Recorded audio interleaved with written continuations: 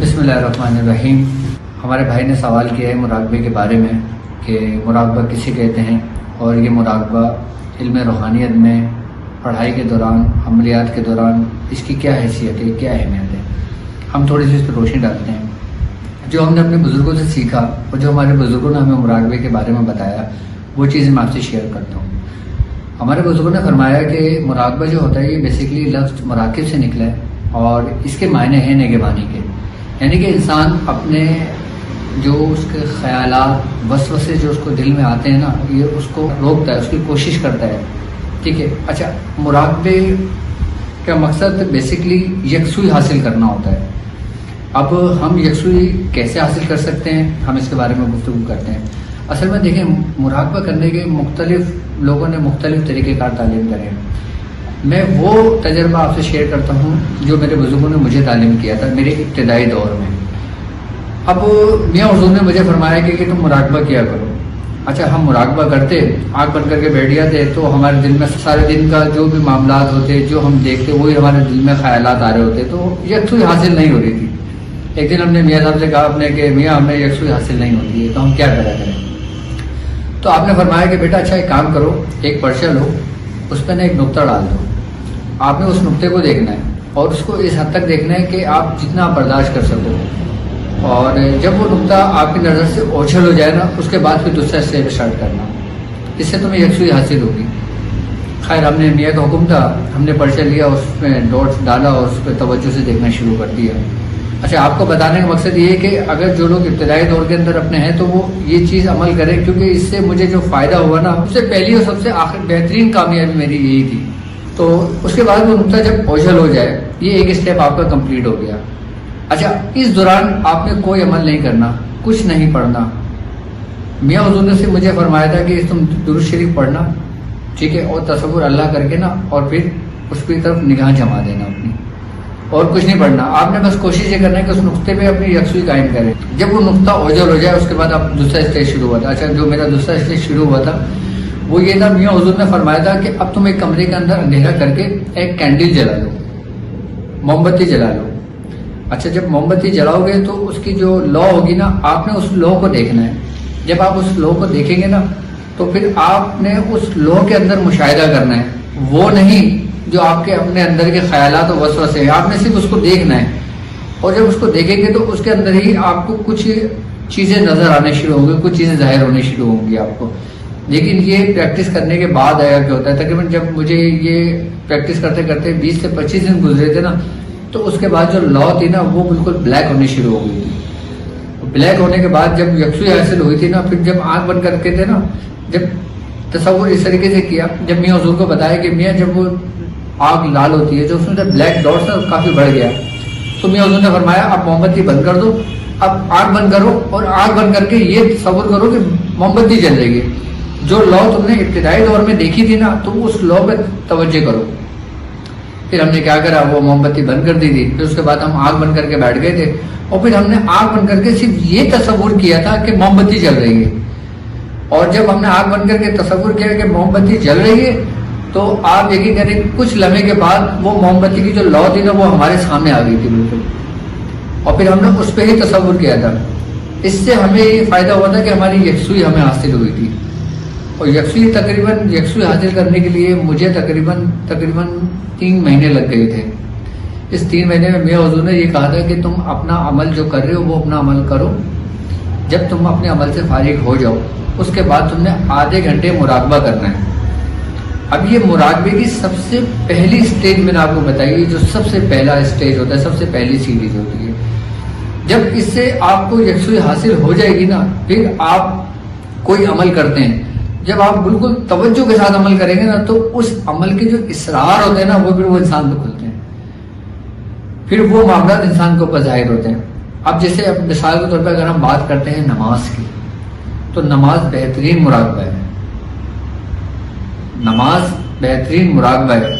ایک دفعہ میاں حضور نے نماز کے بارے میں یہ بات سمجھائی کہ ان کے جو استاد تھے جن کا نام سیتا رام تھا، انہوں نے فرمایا تھا مراقبے کے بارے میں، انہوں نے فرمایا تھا کہ میاں تم نماز پڑھتے ہو؟ آپ نے کہا ہاں میں نماز پڑھتا ہوں۔ تو انہوں نے فرمایا کہ تمہیں نماز کی اہمیت پتہ ہے؟ انہوں نے کہا میں تمہیں سمجھاتا ہوں کہ نماز کی کیا اہمیت ہے۔ اور آپ کا نماز ہی پورا مراقبہ ہے. تو انہوں نے فرمایا کہ ہمارے انسان کے جسم کے اندر جو نا ریسز ہوتی ہیں، یعنی کہ ایک پازیٹیو ہوتی ہے اور ایک نیگیٹو ہوتی ہے. یعنی کہ ایک کو کہتے ہیں ہم انبساط اور ایک ریسز کو کہتے ہیں انقباض. انقباض کہتے ہیں بیسیکلی سکڑنے کی حالت کو، اور انبساط کہتے ہیں پھیلنے کی حالت کو. آئی بات سمجھ میں؟ اب اس کا جو تعلق ہوتا ہے نا، یہ انسان کے جسم کے اندر موجود جو انسان کے ریڑھ کی ہڈی ہوتی ہے نا، اسپینل کارڈ جو ہوتا ہے، یعنی کہ یہ جو ہمارا یہ گردن کا جو موڑا ہے یہاں سے، اور جو کولوں کا لاسٹ موڑا ہے یہاں سے انبساط کا عمل شروع ہوتا ہے اور نیچے سے انقباض کا عمل شروع ہوتا ہے. جب انسان بالکل اسٹریٹ حالت میں کھڑا ہوتا ہے نا، تو وہ لہریں باقاعدہ محسوس کرتی ہیں اور لہریں چلتی ہیں انسان کے جسم کے اندر. اچھا، جو ہمارے سیتا رام دادا استاد تھے وہ یہ کہتے تھے کہ انسان کے جسم کے اندر جو نا، وہ اس کے بارے میں فرماتے تھے نارسنگ سو رہا ہے، اس کو جگانا ہے. یعنی کہ ہندو جو ہوتے ہیں نا، وہ باقاعدہ اگر آپ نے یوگا پڑھا ہوگا، یوگا سیکھا ہوگا، تو اس کے بارے میں آپ کو ڈکٹیشن دی جاتی ہے کہ انسان کی جو روحانی قوتیں ہوتی ہیں نا، اس کو ہم کہتے ہیں قوت ارادی. اصل میں ہندو جو ہوتے ہیں، دنیا میں جتنے بھی غیر مذاہب کے لوگ ہوتے ہیں نا، وہ سب سے زیادہ توجہ دیتے ہیں میڈیٹیشن کے اوپر. اس کی بیسکلی بنیاد کیا ہوتی ہے آج میں آپ کو بتاتا ہوں.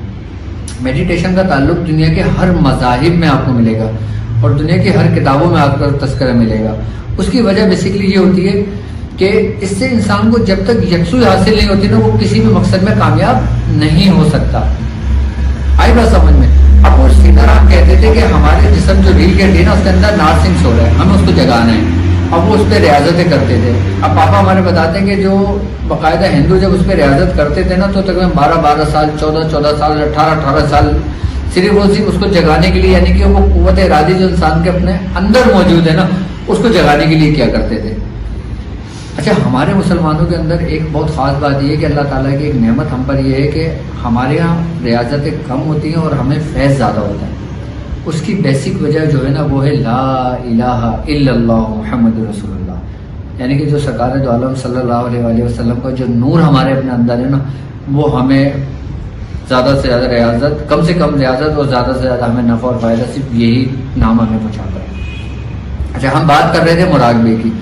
تو جو سیتا رام ہے نا، وہ فرماتے ہیں کہ ہمارے ریڑھ کی ہڈی میں جو نا نارسنگ ہو رہا ہے، ہمیں اس کو جگانا ہے. اچھا، اب جب انسان نماز کی حالت میں ہوتا ہے نا، آپ یہ دیکھیں کہ نماز پڑھنے کا جو طریقہ کار ہمارے دین میں ہے، ہم بالکل اسٹریٹ کھڑے ہوتے ہیں. یعنی کہ ہماری گردن بالکل سیدھی ہوتی ہے، یعنی کہ ریڑھ کی ہڈی اور گردن پوری اسٹریٹ ہو جاتی ہے. جب ہماری گردن پوری سیدھی ہوتی ہے نا، تو وہ ریسز ہمارے اندر جسم کے اندر چلنے لگتی ہے. آئی بات سمجھ میں؟ جب وہ ریسز چلتی ہے نا، تو وہ بیسکلی اگر دیکھا جائے تو نیوٹرل اور فیز ہوتا ہے، یعنی کہ انبساط اور انقباض ہوتا ہے. جب نیوٹرل اور فیز دونوں ملتا ہے نا، تو لائٹ جل جاتی ہے، روشن ہو جاتا ہے کمرہ. اب نیوٹرل اور فیز جب تک دونوں نہیں ملتے، بلب نہیں جلتا. اسی طریقے سے انسان کے اندر جب تک انبساط اور انقباض کا عمل دونوں نہیں ملتا، تو اس کے اندر روحانیت پیدا نہیں ہوتی، اس کے اندر روشنی پیدا نہیں ہوتی، اس کے اندر قوت ارادی پیدا نہیں ہوتی. یہ ریاضت کرانے کا مقصد، اچھا، یہ کسی پڑھائی کے ذریعے حاصل نہیں ہوتا آپ کو، یہ کسی عملیات کے ذریعے حاصل نہیں ہوتا، یہ کسی نوری عمل کے ذریعے حاصل نہیں ہوتا. یہ صرف اور صرف آپ کو پریکٹس سے حاصل ہوتا ہے. آپ 5 وقت کی نماز پڑھیں، یہ پریکٹس کریں. اس کے علاوہ آپ بالکل اپنے خاموشی سے ہو کوئی نا، آپ اپنا ذکر و اذکار کریں بالکل توجہ سے.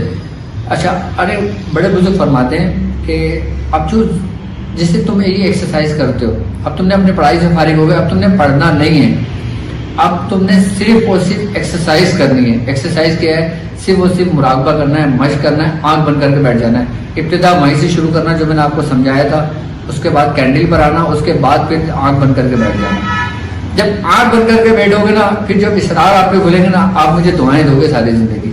آپ 40 سال کسی چیز کی تکرار کر لو اور 40 دن اپنی یکسوئی حاصل کر لو، دونوں برابر ہے. کیوں کہتے ہیں کہ بزرگوں کی صحبت ہزاروں سال عبادت سے بہتر ہے. وہ بزرگ اپنی صحبتوں میں وہ یہی راز اور نیا سی باتیں بتایا کرتے تھے کہ جو صدیوں کا سفر سمٹ کر مہینوں میں آ جایا کرتا تھا، جو مہینوں کا سفر سمٹ کر ہفتوں میں آ جایا کرتا تھا، ہفتوں کا سفر سمٹ کر دن میں آ جایا کرتا تھا، وہ 1 منٹ میں انسان کو کامل کر دیا کرتے تھے. اب ہمارے بزرگ فرماتے ہیں کہ اگر تم یہ ایکسرسائز کرتے ہو تو تمہیں اس میں فکر ہونی چاہیے. آئی بات سمجھ؟ تمہیں فکر کس بات کی ہونی چاہیے کہ تم کر کیا رہو، تمہیں اس کی اہمیت معلوم ہونی چاہیے.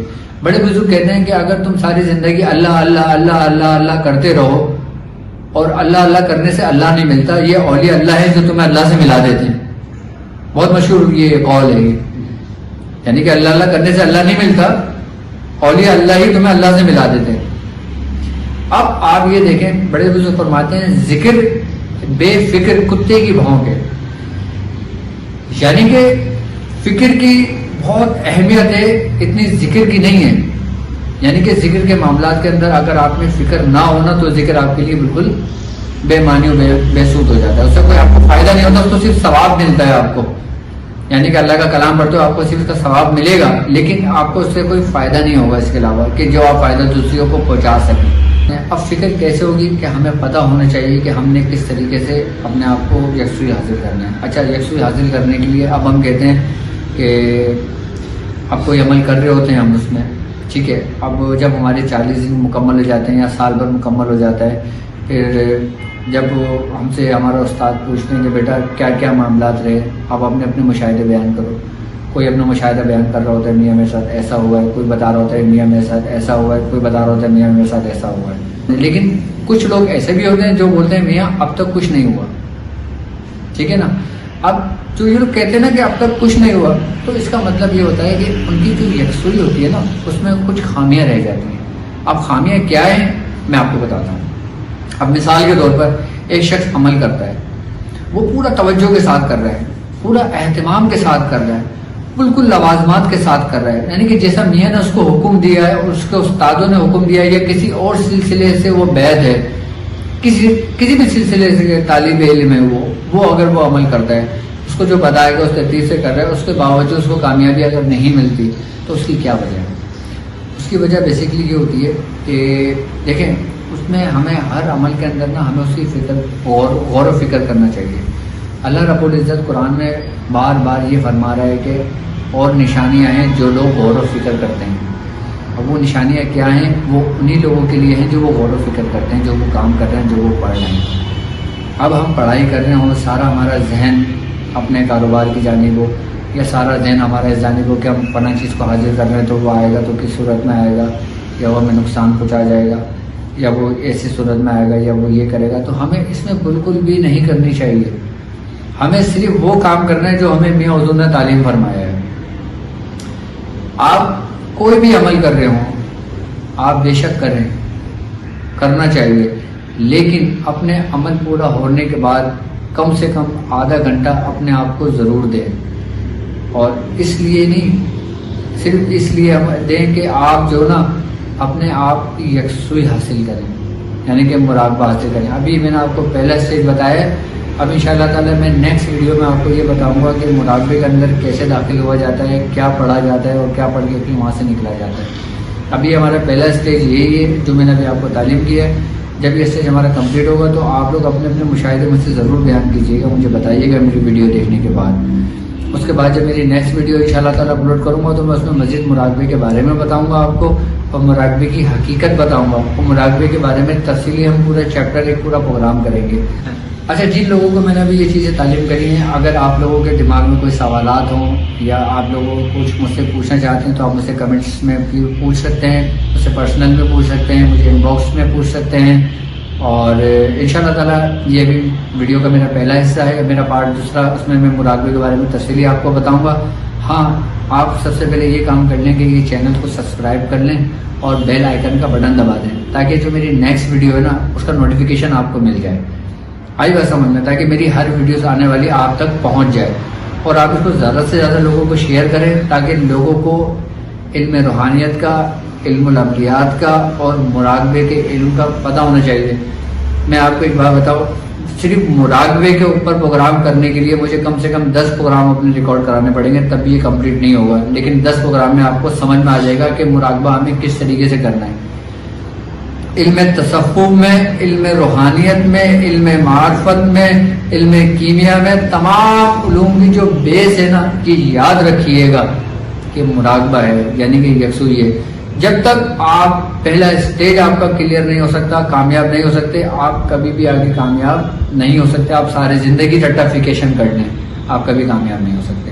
اب مجھے اجازت دیجیے اپنے میزبان ڈاکٹر عبدالباجی شاذلی کو.